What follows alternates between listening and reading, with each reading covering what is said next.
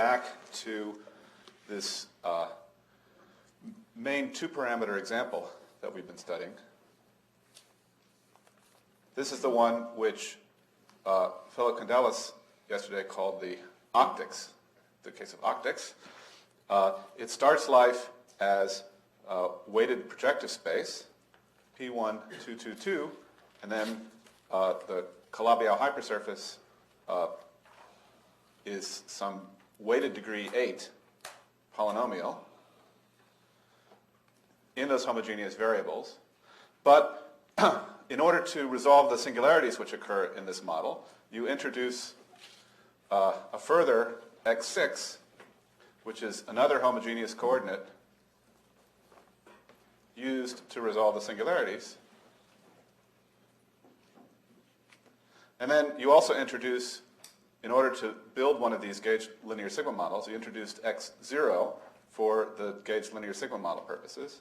And you make a new polynomial w of x0 up x1 up through x6, which still has the form x0 times p.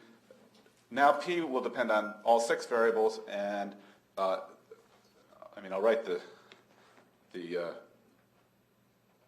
u1 squared action again. We've seen this before. So what you do with this u1 squared action is you use it to work out for any monomial that might have occurred in P, which originally was supposed to be homogeneous of degree 8. That homogeneity of degree 8 is going to be part of the story of making sure that the polynomial is invariant under this action. But the other part has to do with this variable x6, so you have to make sure that So with this normalization, if I take 2 times the first row plus the second row, I would get something like minus 8, 1, 1, 2, 2, 2, 0. That's the set of exponents that you would use for the u1 that was originally used to describe this as a weighted projective space. So if I had a polynomial of weighted degree 8 in these first 5 variables, I could then, for example, use x6 to keep track of how many x1 and x2s there were in the polynomial. So you have to put an appropriate power of x6 into each term in this original polynomial, and that's how you form the data that describes the Calabi-Yau manifold. Now, the gauge linear sigma model led us to analyze the toric geometry of this situation with one additional feature. So the toric geometry itself leads to a description of a space in the form mu inverse R mod G, or isomorphically in the form Cn minus an appropriate set of intersections of, union of intersections of coordinate hyperplanes, modulo the complexified group. And exactly what you get as an object in algebraic geometry out of this kind of construction depends on where precisely you are in this moduli space. So the coordinates have been chosen so that if we're in the first quadrant in R1 and R2 space, so the image of the moment map is G star, and I'm imagining that G star has coordinates R1 and R2, which are corresponding to my choice of basis of the 2 U1s, which are acting on the space. If I'm anywhere in this first coordinate chart, I recover the blown up hypersurface in P11222.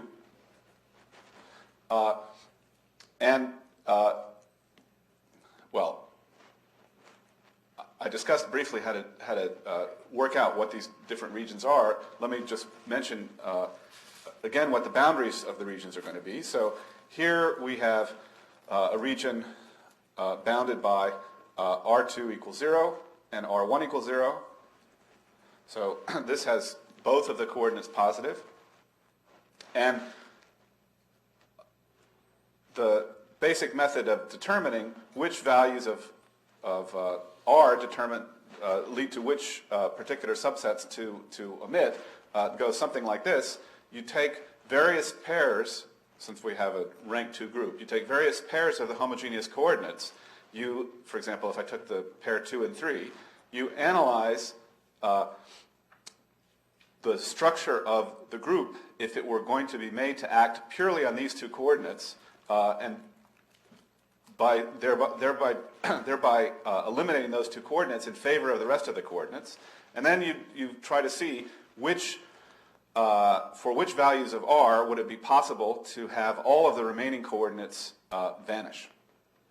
If you were to use this particular basis, for example, to normalize the coordinates. So in a particular case like this, remember mu is given by a sum of squares of these homogeneous variables weighted by the numbers that are appearing here, and you'll get some inequalities on the possible r values, whether or not they can be solved for x1, x0, x1, x3, x4, and x5 all equal to 0 is the issue which leads you to some inequalities on r. So for each possible pair, so long as the group G acts with only finite kernel on that pair of coordinates, there's a possibility that the complementary set of coordinates is a coordinate chart for one of these things, and you could put all of those together to work out what the possible geometry is. So one way of characterizing the geometry that you get is in terms of this set Z. So here, the sets that I eliminate are x1 equals x2 equals 0, and x3 equals x4 equals x5 equals x6 equals 0. Those are the two sets which fundamentally capture the information about the geometry. And in this particular example, if you work things out further, you find some line over here which is 2r1 plus r2 equals 0, bounding another region. And then this line extends back here, bounding another region. And let me just mention a few geometric features. So here I can have the two sets to worry about are 1 through 5 vanishing and 6 vanishing. And let me number these just so that we'll be able to refer back to them more easily. 1, 2, 3, and 4. This region over here, the only things you exclude are x0 equals 0 and x6 equals 0. In fact, in this case, you can eliminate the x6 from consideration and describe the geometry in the form C5 mod finite group over here in this region. Here there's still a little bit of interaction between the 1 through 5 and the x6. What you get in this case is the non-blown up hypersurface as the essential geometry. You still have a bundle over that, but the singularities are present, whereas here the singularities got blown up. And then this is the geometry of this one is sort of hard to describe. It's got a mixture of this phenomenon where it becomes non-compact and some compact phenomenon. But anyway, the coordinates that turn out to be relevant in this case are either x0 equals 0 or x1 equals x2 equals 0. So there's a very different algebrogeometric description in each of these cases. C5 mod gamma, a line bundle over the weighted projective space, a line bundle over the blown up weighted projective space, or some more complicated geometry, not so easy to summarize in a phrase.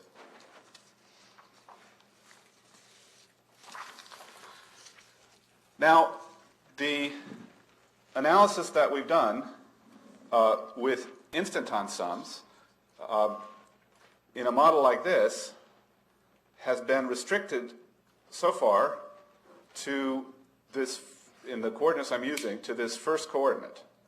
So if I look at instanton sums in this first coordinate, there's a simplification which happens, which we've utilized in order to do the computation. And the simplification is this. When we look at these conditions that are part of the gauge linear sigma model that ask for the partial derivatives of the holomorphic polynomial w to vanish, those conditions imply that x0 equals 0 and p of x1 up through x6 is equal to 0. And the way that we implemented these conditions in the instanton sum computation was to notice that putting x0 equals 0 would imply that the homogeneous polynomial, x0 equals 0 would follow if the homogeneous polynomial which we've used to describe the mapping, so I remind you that we're mapping CP1 into our target space by the strategy of mapping C2 into Cn. That's the basic idea. And the components of this were called F. So if the 0th component here has degree d0, which is negative, then x0 is forced to be 0. And the negative degree for d0, well, the degree for d0 in this particular case is given just by the value of R1. So negative degree for d0 is back in my picture here. That happens if we're on this half of the picture. So if we happen to be on that half of the picture, then d0 automatically has negative degree, and that's going to force x0 to be 0. But then we also have to take into account this condition, that the polynomial vanishes identically when you substitute in. And the way we imposed that condition was to think of this substitution as leading to a polynomial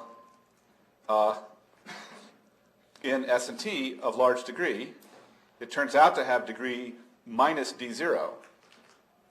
And in fact, you could be more specific about which divisor class it corresponds to. And so we tried to make minus d0 plus 1 points. So we make it vanish at minus d0 plus 1 points. And that led to this term in the formula that we use for calculating instantons, where minus k, which represents that polynomial, it's perhaps better to call it the sum of CI's, or minus the sum of, k, excuse me, represents the polynomial, minus the sum of the CI's. That divisor class has to be included in the formula for the instanton sums. So this analysis that I've just given would be valid anytime d0 is negative. We would have to do something completely different, potentially, if d0 was positive. But fortunately for us, in the region that we're doing this computation, d0 is negative. And then the fact that we are restricting to x0 equals 0, this condition can be imposed directly on the moduli spaces of instantons.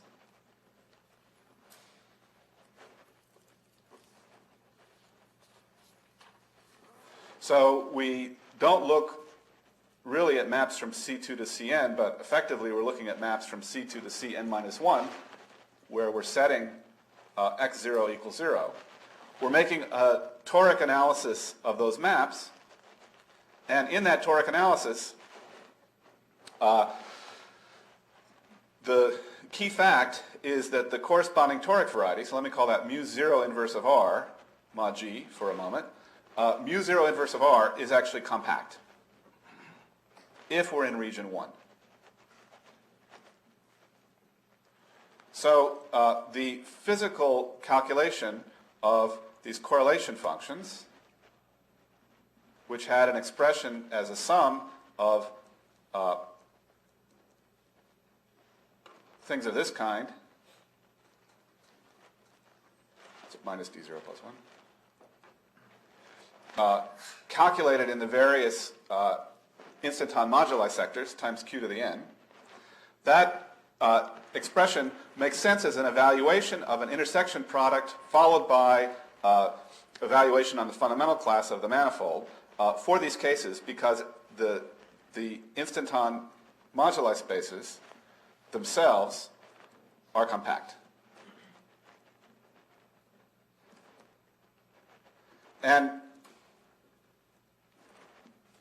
there was this one additional feature, which was that if some dj was negative, we needed to use some other term, which turns out to be the product of dj negative cj to the minus dj minus 1. We had to put in a factor like that if the dimension of the moduli space was not the expected dimension of the moduli space. But it's still a completely straightforward computation. And although the mathematics underlying the Gauss linear sigma model itself is a little tricky to analyze, if you accept that the physics analysis that leads to an instanton expansion for correlation functions makes sense, this leads to a completely well-defined mathematical prescription for calculating those instanton sums. And indeed, as I pointed out to you during some of the earlier lectures, this way of looking at the instanton sums leads to results which are really striking. You can sum them up in many cases quite explicitly and check those results against other things predicted from the physical theory, such as the denominators that might occur, the location of the singular locus, and so on. So what I wanted to explain a bit today was what happens if you try to do instanton sum calculations in other regions.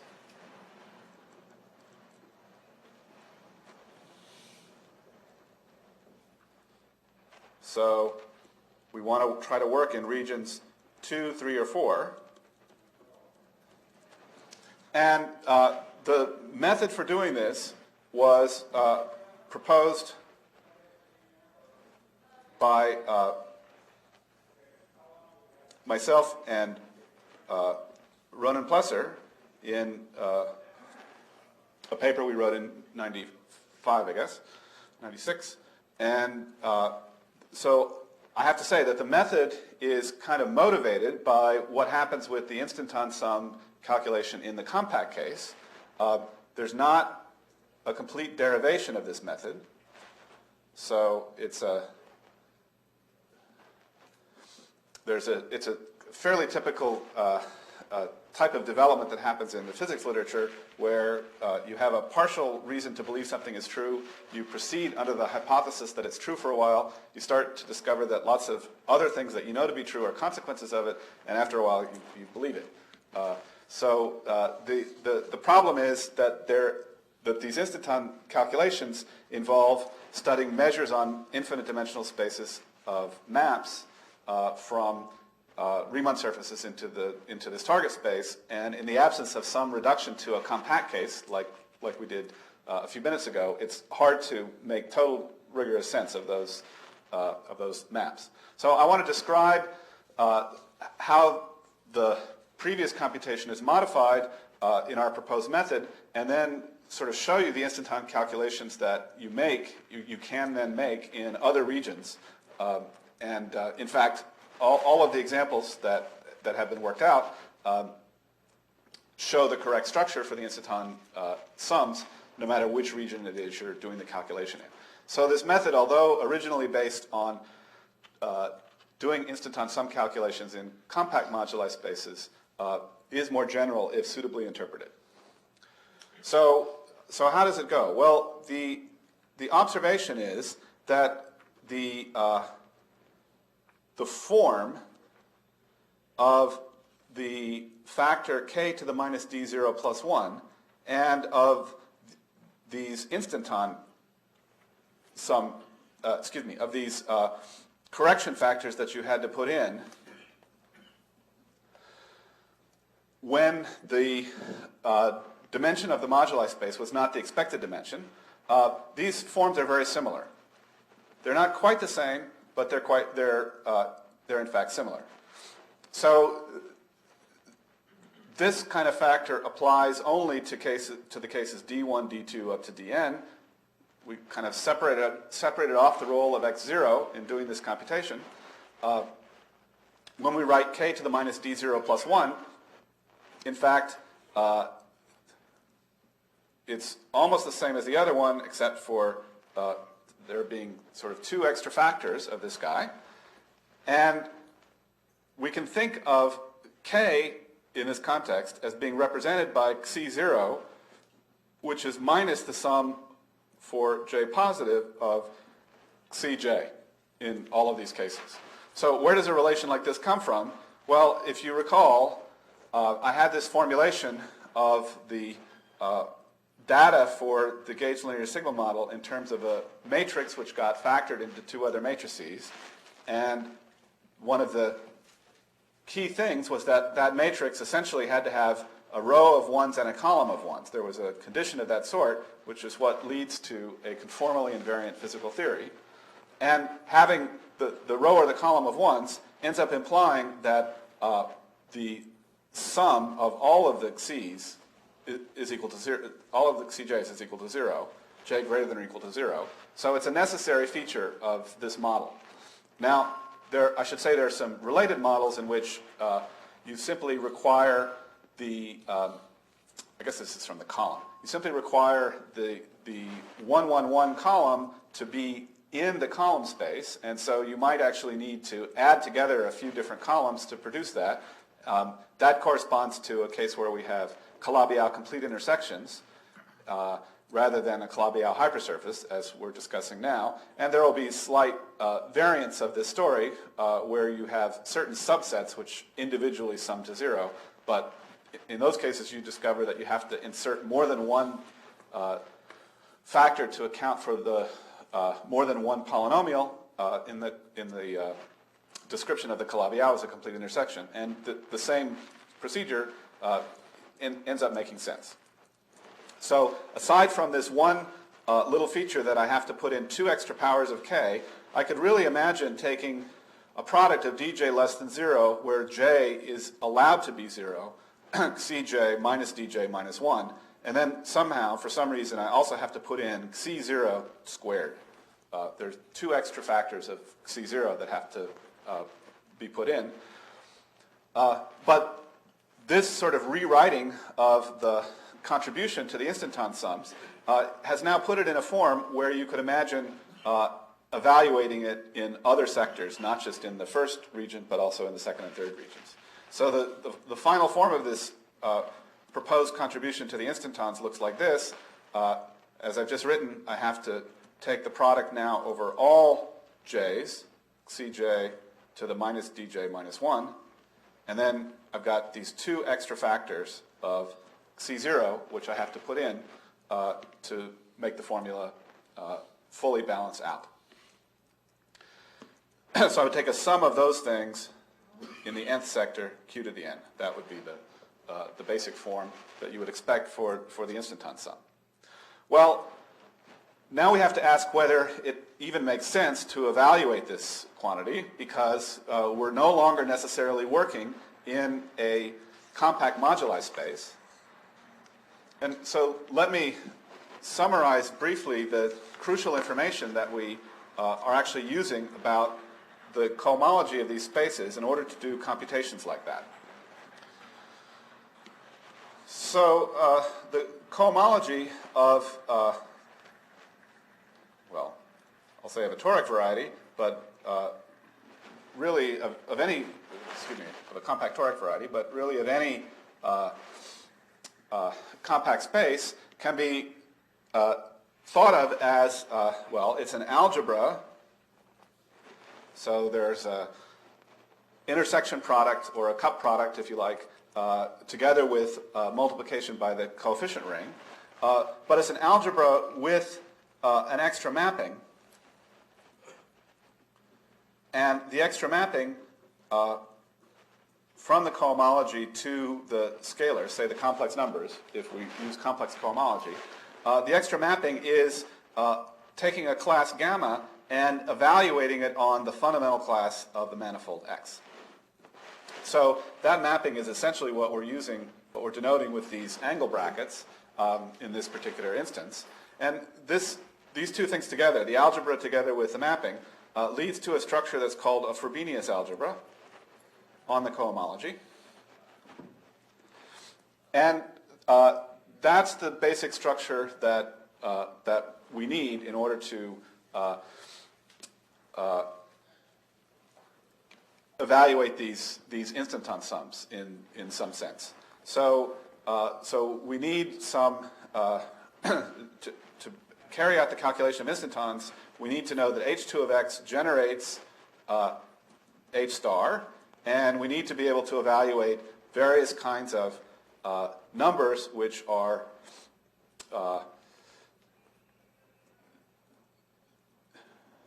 I'm not going to write just d1, d2, d3. I'm going to think of a whole bunch of classes chosen from H2, and we're trying to evaluate that on the fundamental class of the moduli space to produce some integer or possibly rational number, depending on which what assumptions I make about the singularities. And it's those numbers which we want to be able to use in the instanton sum calculations. So we need this basic structure. Now, we don't quite have all the properties that we would expect of a Frobenius algebra if the manifold is not compact. But there's an interesting little thing that you can do. So if you're given a class C0 in this, let me try that again. What I'm now going to do is I want to formulate the instanton calculation using a structure that's like this Frobenius algebra, which is motivated by the generators and relations that I already know work in the compact case in the toric setup. So the instanton calculation that I want to make is going to use the generators C1 up to Cn of the algebra, and then relations of two types. So I get some linear relations from the group action. And among those linear relations, we find C0 as minus the sum of the Cj's. So that was one of the things which the linear relations told us. And then I have nonlinear relations, which are simply products of Ci1 up to Cij being 0 if xi1 equals up to xij equals 0 is a component of the space script z that we left out in doing the toric analysis. And the problem is that this does not determine a Frobenius algebra in general. It does if the manifold is compact, but it doesn't in general. However, if I define a new ring structure, so the new ring structure is going to be D1 times D2 is the class in the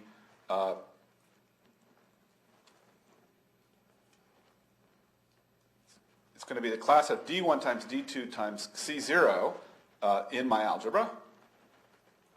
And I have to take my previous algebra and I have to mod out by the kernel of multiplication by C0.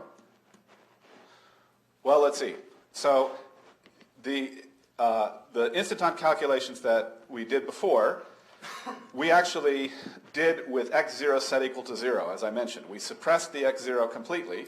And if you analyze what the effect is of suppressing the x0 from this sort of formal algebraic manipulation, you discover that it's exactly this procedure that I just mentioned, that you can multiply by the class C0, take everything which vanishes when you multiply it by C0 in the cohomology, and then define a new ring structure in this way, that the product of two classes which, these are, yeah, I haven't said this quite right. The product of two classes modded out by the multiplication by C0 is equal to the product of their representatives up in the algebra times C0. So with that sort of description, it turns out that you can make formal calculations. So this leads to formal calculations for instanton sums in every region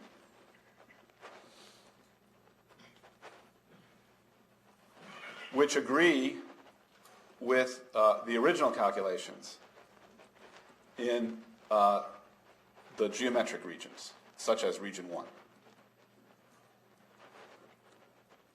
in the example that we're currently talking about. So let me just mention the kinds of results that you get by making these calculations. In fact, for example, in the case of the quintic, so in the quintic case, we already arrived at 5 over 1 plus 5 to the 5th q as a sum of minus 5 to the minus 5 times q to the n. And the instanton calculation that we're making here, so q, the norm of q is e to the minus 2 pi r, and so when r is positive, we are in the geometric region, and we're finding the expansion of the instanton sum, which makes sense in that region. What we now have the tool to do with this formal setup that I've just mentioned is to expand in q inverse rather than in q. So expanding in q inverse means that we're in the r less than 0 region, and of course this certainly has an expansion in q inverse. For example, you can write it as 5 q inverse divided by q inverse plus 5 to the 5th, and it's got some formal series expansion when you write it in that way. And the coefficients, so this is a series in q inverse, q to the minus n, and, well, series in q inverse, and the coefficients are exactly calculated by this procedure that I mentioned.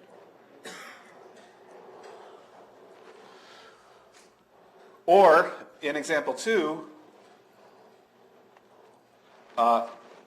again, it's possible to make the calculations in any region,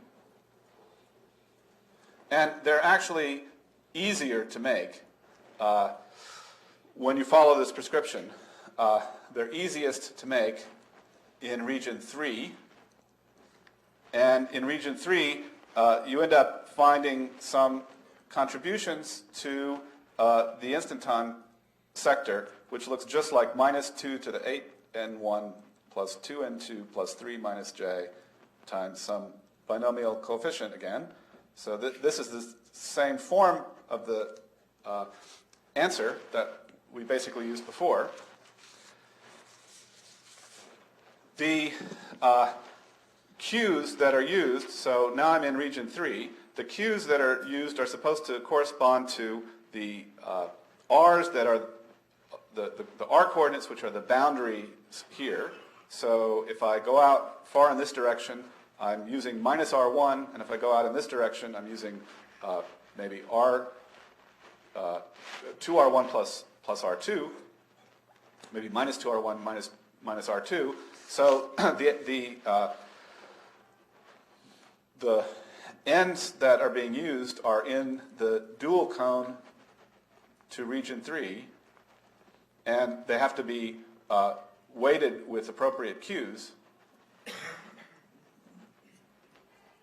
But when you do that, you end up discovering exactly the same instanton sum as one calculated in the other region.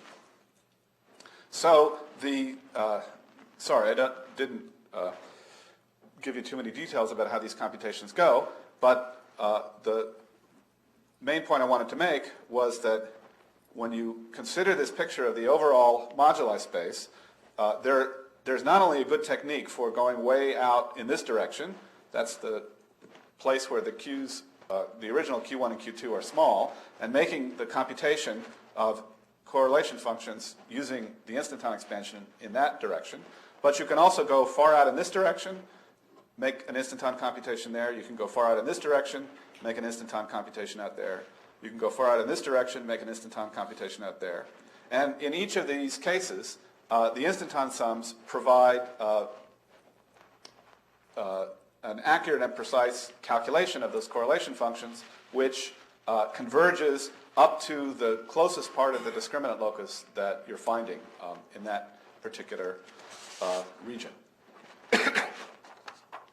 So let me try a picture of the region one more time. The region has these asymptotic limits that look like this, And then there's a sense in which the discriminant locus serves as a kind of thickening of these three axes together with this axis here. So what I'm really plotting in the real coordinates now is I'm plotting the norms of delta equals 0. So I'm plotting the set of norm delta such that delta equals 0. And that actually, when you look at all the complex solutions, that ends up thickening out a little bit this space. And these instanton expansions are really going to converge. I mean, because I'm using norm delta, the instanton expansions are really going to converge in each of these four regions that I've drawn explicitly in the plane. And the monodromy considerations that were the focus of another part of the talk help you to understand what happens when you go around these various loops that are occurring here. I should say that the most mysterious aspect of this entire thing is how to analyze in any detail the behavior of the theories in the shaded region in the figure. I have, as I just explained, instanton expansions, direct power series expansions, for any physically measurable quantity that I might imagine, which are valid in each of these regions and whose domain of validity goes all the way to the edge of the region, just because I've plotted out here the set of norm deltas. But I don't have a good way of doing an expansion, say, near the origin in R1, R2 space, or anything of that sort, to detect what might be going on in the middle. In fact, this picture is slightly misleading in one sense. There's a possibility, theoretical possibility, of some kind of holes in these norm delta regions. And it would be even more interesting to figure out a way to access what's going on in the holes, places where there isn't any norm delta to get in your way. And so you might imagine somehow finding some kind of series expansion. This particular example does not have a hole, but there's a whole theory of these things called amoebas, which admits the possibility of holes of that sort. Well, I think I'll stop there and ask if there are any questions.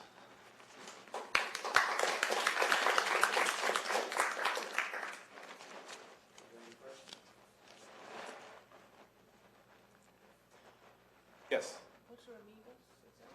So amoebas are a name for the structures that you get by considering discriminant polynomials and the norms of this kind. And the reason they're called amoebas is because they have these tentacles that go out towards infinity in various directions, but they also may have sort of holes. So that there's been a lot of Victor, maybe you know this story better than I do. There's been a lot of work by Vero and people like this describing the shape of these things directly. I think it may be able to better to say that we consider absolute value of this limit, but we consider solution of this limit and take a map which just we have two coordinates, and we take a map to R, the both coordinates will go to absolute value, and we get two dimensions. Yeah, I'm sorry. I shouldn't have said that. Yes, yeah, absolutely correct.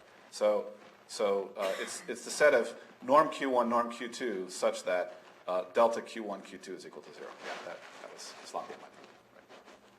Right. So this is one way of trying to understand some real structure underlying a complex algebraic variety, and there's been quite a bit of work on it in the last 10 years mainly by Vero and his school. Yes? I think there was a paper of Kaplan which says that the discriminant of algebraic variety is a rational variety, and that means that we don't have this kind of hole, or we don't expect such hole for the discriminant because the discriminant is 0. Okay. No hole. Any more questions? Well, thank you.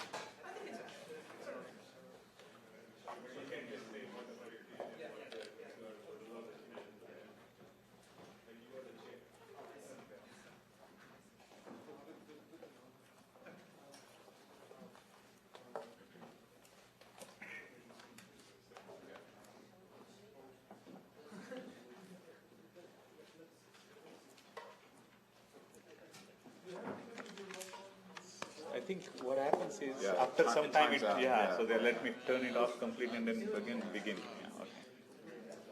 So maybe wait until. Wait 10 minutes. Yeah. So you sort of chair for your student, you just say what their project is, and who are Okay, there. okay. But I guess they will put the name, so you don't have to remember the name. Yeah.